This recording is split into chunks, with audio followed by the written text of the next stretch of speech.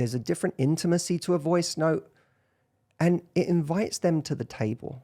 But what I like about what you're saying is it's actually more about you giving yourself permission to just show up as yourself and not worry about whether or not that is what drives somebody to a different level. And having the standard on the back end, so having the bravery on the front end to create the culture and instigate it by being a leader, not a follower, but having the standard on the back end that says, if I don't feel that this pattern that I'm instigating is reciprocated, then I can back off.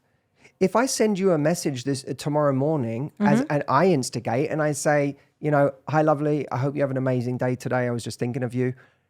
And I do that, I'm brave and I instigate that. If tomorrow you don't send me a message, then fair enough. All right, I got it. What I'm not going to do is send you another message tomorrow morning and then a week later say, I don't get it. Question mark? I don't get it. Question mark? Or just say, let's say they texted back that day. You instigated, right? So that was a brave thing to do, but you don't want to be in a pattern with someone where you're always instigating.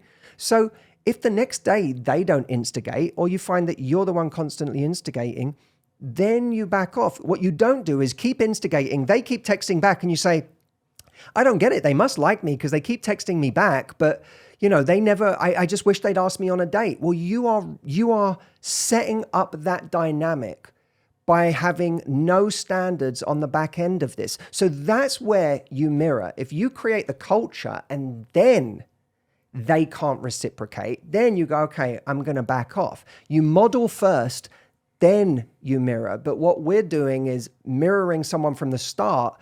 If someone hasn't texted you in 2 weeks and then they say, and you've been hurt by it, and you're like, wow, this really sucks. We had such a great date 2 weeks ago. I really wanted to see them. I barely heard from them. And then 2 weeks later on a Saturday, they say, do you want to do something tonight?